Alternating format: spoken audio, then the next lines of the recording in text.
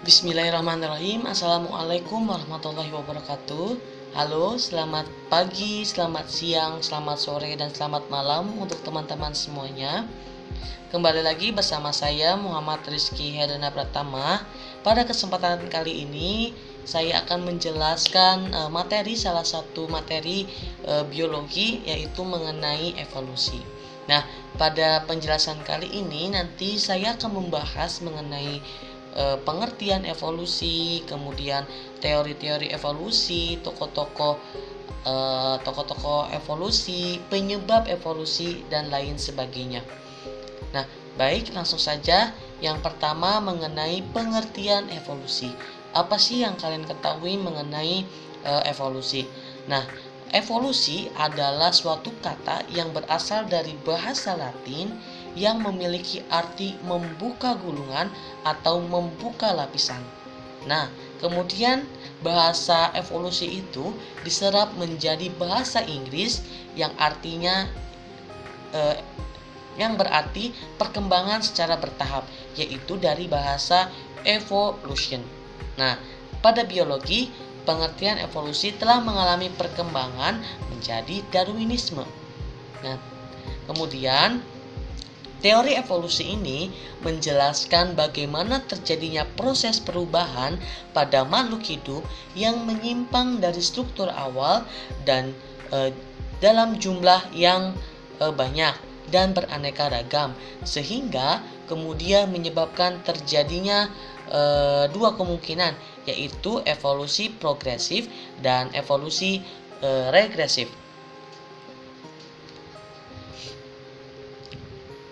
Nah, ada 3 tahap mengenai evolusi. Yang pertama ada tahap geosfer, tahap biosfer, dan tahap mesosfer. Nah, tahap geosfer yaitu tahap prahidup, tahap perubahan yang terutama menyangkut perubahan tata surya. Kemudian tahap biosfer. Nah, pada tahap biosfer ini, kalau misalkan tadi tahap biosfer yang menjadi masalah adalah adanya loncatan dari materi tak hidup menjadi materi hidup. Nah, pada tahap biosfer ini yang dimasalahkan adalah loncatan munculnya manusia, atau yang jadi masalah adalah awal muasal manusia. Kemudian yang ketiga ada mengenai tahap mesosfer. Nah, pada tahap ini yang paling penting pada makhluk hidup, dalam hal ini manusia, yaitu ketika terjadi adanya evolusi kesadaran batin yang semakin mantap. Nah, kemudian dengan cara menghubungkan keanekaragaman kehidupan dengan mekanisme penyebab alaminya.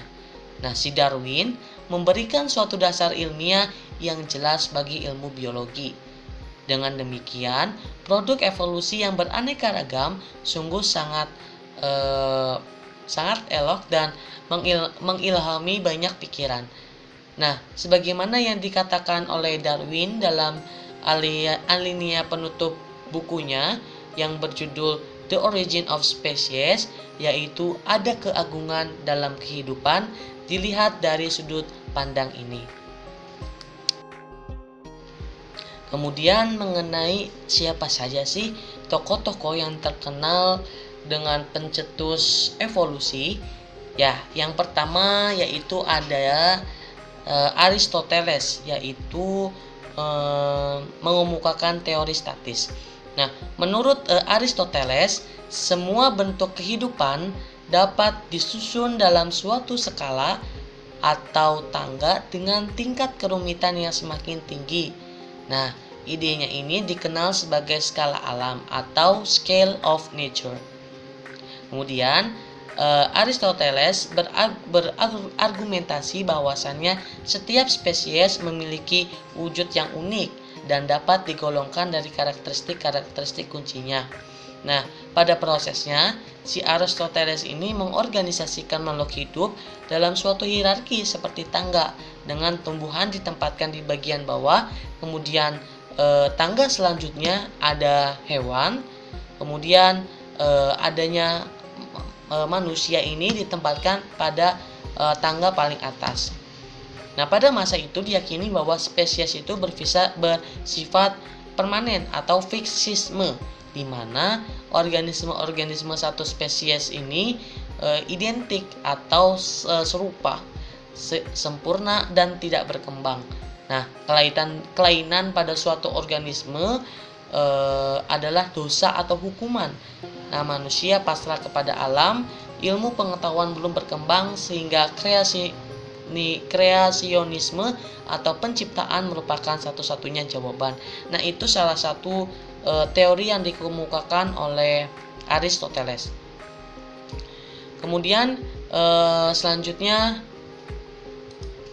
ada Carolus Linnaeus, yaitu penggagas taksonomi pada tahun 1707 sampai 1798. Nah, si Carolus Linnaeus ini merupakan seorang pemikir pertama yang lebih jauh lagi mencoba menggolongkan makhluk hidup. Nah, si Linnaeus ini menggambarkan sistem dua bagian atau binomial untuk menamai organisme menurut genus dan spesies. Linnaeus mengelompokkan spesies berdasarkan tingkat kemiripan. Kemudian spesies yang mirip satu sama lain dikelompokkan ke dalam genus yang sama. Kemudian genus yang sama dikelompokkan oleh famili yang sama, dan begitu pun seterusnya hingga hierarki paling tertinggi, yaitu kerajaan atau kingdom. Bagi si Linnaeus ini, pengelompokan spesies yang mirip dalam suatu kelompok tidak mengimplikasikan adanya pertalian keluarga menurut garis evolusi. Akan tetapi, seabad kemudian, sistem taksonominya ternyata menjadi titik fokus pendapat Darwin mengenai evolusi. Sistem klasifikasi biologi modern menunjukkan bahwa seluruh dunia kehidupan dapat diatur dalam hierarki yang apabila digambarkan dalam bentuk diagram menyerupai silsilah. Nah, itu mengenai Carolus Linnaeus yang merupakan sebagai seorang penggagas dari adanya penggagas taksonomi. Kemudian selanjutnya tokoh evolusi yang ketiga yaitu Lamarck. Nah, Lamarck ini ide pokok Lamarck bahwasannya bagian-bagian tubuh yang lebih banyak digunakan untuk menghadapi lingkungan akan menjadi lebih besar dan kuat, sedangkan bagian-bagian tubuh yang tidak digunakan akan mengalami penurunan. Modifikasi yang didapat oleh suatu organisme selama masa hidupnya dapat diturunkan kepada keturunannya. Nah, contohnya nih, ada gambar jerapah. Awal mula jerapah ini menurut teori Lamarck, si jerapah memiliki leher yang pendek. Seiring dengan perkembangannya zaman, karena sumber makanan jerapah adalah dahan, dan dahannya yang pendek itu sudah habis, maka otomatis seiring perkembangannya evolusi atau zaman, leher jerapah ini semakin memanjang. Nah, leher yang semakin memanjang ini akan diturunkan kepada keturunannya, sehingga ketika tahap itu terus berlanjutan, maka lama-kelamaan jerapah memiliki leher yang panjang. Nah, itu merupakan salah satu teori evolusi dari Lamarck. Kemudian selanjutnya adalah prinsip evolusi dari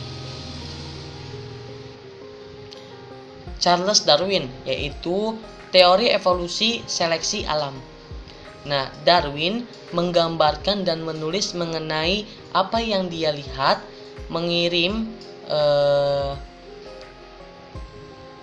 banyak spesimen ke Inggris, dan mengembangkan gagasan mengenai kehidupan di masa lampau, dan bagaimana cara berubah menjadi seperti sekarang. Nah, si Darwin ini menuliskan buku berjudul On the Origin of Species by means of natural selection, yang menyajikan bukti-bukti yang menunjukkan bahwa kehidupan telah berevolusi sepanjang sejarahnya dan bahwa mekanisme yang menyebabkan terjadinya evolusi adalah seleksi alam. Nah, teori-teori dari si Darwin ini contohnya di yang di layar teman-teman, yaitu mengenai teori burung finch di suatu pulau Galapagos. Bahwasannya si Darwin ini menemukan 13 spesies burung finch, yaitu Geospiza sp, yang beradaptasi dengan relung lingkungan yang berbeda. Nah, burung-burung tersebut berbeda dalam bentuk paruh, sumber makanan, dan cara memperoleh makanan. Jadi, si Darwin ini menemukan suatu pulau Galapagos, di mana dalam pulau itu menemukan spesies burung finch yang sama. Nah, setiap burung ini memiliki adaptasi dengan lingkungannya yang berbeda, sehingga menyebabkan bentuk paruh, sumber makanan, dan cara bagaimana memperoleh makanan dari setiap burung itu berbeda. Nah, itu salah satu mengenai teori evolusi yang dikemukakan oleh Charles Darwin, yaitu teori evolusi seleksi alam. Nah, kemudian selanjutnya mengenai prinsip evolusi. Nah, prinsip evolusi yang pertama, pada satu waktu evolusi ini terjadi lebih cepat daripada yang lainnya. Bentuk baru muncul dan bentuk lama punah. Contohnya tadi teori yang dikemukakan oleh Lamarck, bahwasannya jerapah itu memiliki bentuk baru yang berupa leher panjang. Padahal bentuk lamanya yang leher pendek ini sudah punah. Nah, ini prinsip dari suatu evolusi, di mana bentuk baru muncul dan bentuk lama akan punah. Kemudian, laju kecepatan evolusi tidak sama pada organisme yang berbeda. Misalkan evolusi terbentuknya misalkan evolusi manusia dengan laju kecepatan evolusi burung finch yang ada di Pulau Galapagos. Nah, itu berbeda, prosesnya pun berbeda. Bisa jadi evolusi pada manusia ini memakan waktu berjuta-juta tahun, sedangkan evolusi burung finch di Kepulauan Galapagos ini misalkan 100.000 atau 100 sampai 500.000. Jadi setiap spesies atau setiap organisme dia laju kecepatan evolusinya berbeda. Kemudian, spesies baru bukan merupakan bentuk yang paling sempurna, tapi bentuk yang sudah terspesialisasi. Sama kayak tadi contohnya teori Lamarck, bahwasannya bentuk yang paling sempurna, tapi bentuk yang sudah terspesialisasikan.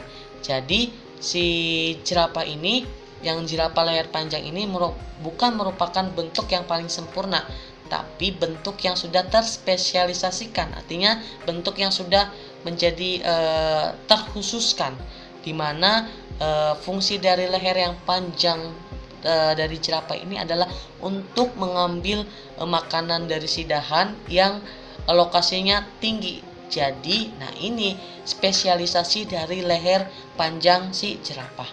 Kemudian, evolusi tidak selalu dari yang sederhana ke kompleks, dan evolusi terjadi dalam populasi, bukan dalam individu. Ya, jadi evolusi ini dalam populasi, bukan dalam individu. Karena yang namanya perubahan dalam suatu organisme ini akan diturunkan oleh suatu keturunannya, sehingga dalam suatu membentuk keturunan ini pasti ada yang namanya populasi. Populasi itu kan kumpulan dari beberapa spesies, ya kan? Nah, nanti dalam populasi itu akan terjadinya evolusi.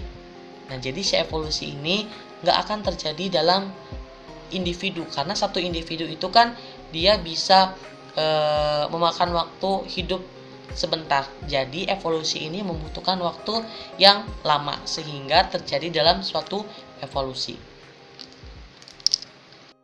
Selanjutnya mengenai apa sih penyebab-penyebab dari adanya suatu evolusi. Yang pertama, seleksi alam. Nah, Menurut The American Heritage Science Dictionary, bahwasannya seleksi alam merupakan suatu proses organisme-organisme yang lebih baik penyesuaiannya terhadap lingkungan akan menghasilkan keturunan yang lebih banyak dibandingkan yang lain. Nah, sebagai hasil dari seleksi alam, proporsi organisme suatu spesies dengan karakteristik yang bersifat adaptif atau bersifat menyesuaikan diri dengan lingkungannya, maka akan meningkatkan pada masing-masing generasi. Nah, sehingga seleksi alam akan terjadi secara acak memodifikasi variasi asal dan dari ciri-ciri genetik suatu spesies sehingga alel-alel yang bersifat menguntungkan karena survive akan mendominasi. Sedangkan alel-alel yang tidak menguntungkan maka akan hilang atau terseleksi sehingga akan memunculkan sifat baru. Itu salah satu penyebab evolusi, yaitu seleksi alam. Kemudian yang kedua, hanjutan atau pergeseran genetik. Pergeseran genetik atau hanjutan merupakan suatu perubahan dalam frekuensi gen pada suatu populasi berukuran kecil akibat kejadian acak. Nah, secara ideal suatu populasi harus berukuran besar agar hanjutan atau pergeseran genetik tidak mempengaruhi kumpulan gennya. Nah, secara umum pergeseran genetik ini disebabkan oleh adanya suatu bencana besar, kemudian adanya pembentukan koloni,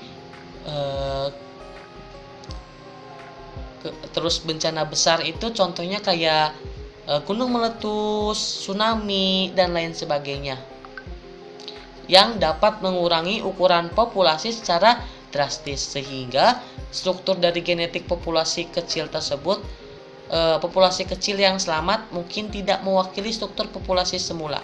Nah, situasi ini biasanya disebut sebagai efek leher botol atau bottleneck effect.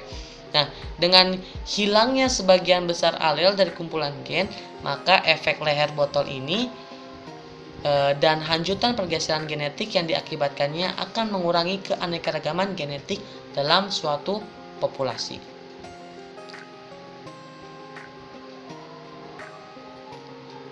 Kemudian selanjutnya aliran gen atau gen flow. Nah, aliran gen atau gen flow juga disebut dengan campuran gen atau migrasi gen adalah pertukaran dari variasi genetik antar populasi. Nah, ketika faktor geografi dan habitat bukan suatu rintangan.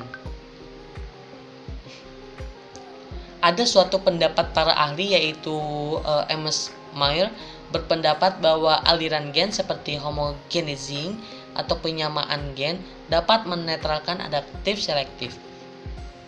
Nah, pendapat ini didukung oleh Campbell yang menyatakan bahwa aliran gen akan cenderung mengurangi perbedaan antar populasi yang telah terakumulasi akibat seleksi alam atau hanjutan pergeseran genetik. Selanjutnya yang terakhir yaitu mutasi. Mutasi adalah suatu perubahan dalam DNA suatu organisme. Nah, suatu mutasi baru yang diturunkan melalui gamet dapat dengan segera mengubah kumpulan gen suatu populasi. Nah, mutasi ini selalu dapat terjadi.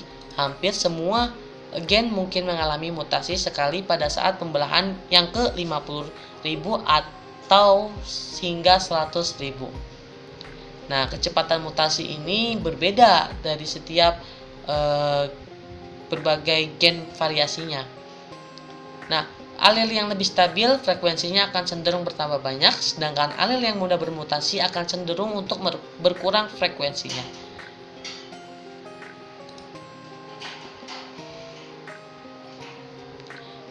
Nah, mutasi ini dalam jangka panjang sangat penting bagi evolusi karena mutasi akan mempertinggi variabilitas yang berfungsi sebagai bahan mentah untuk seleksi alam.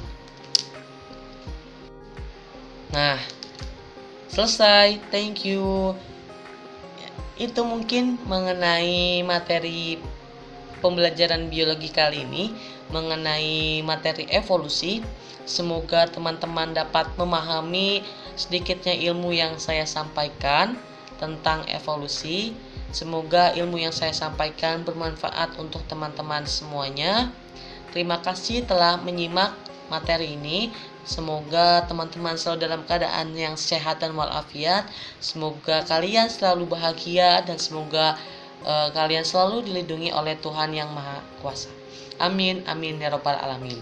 Terima kasih semuanya teman-teman yang sudah menyaksikan. Jangan lupa like, subscribe, dan share. Terima kasih, sampai jumpa di pertemuan selanjutnya dalam channel Muhammad Rizky Danda Pratama. Terima kasih. Wabillahi taufiq wal hidayah. Wassalamualaikum warahmatullahi wabarakatuh.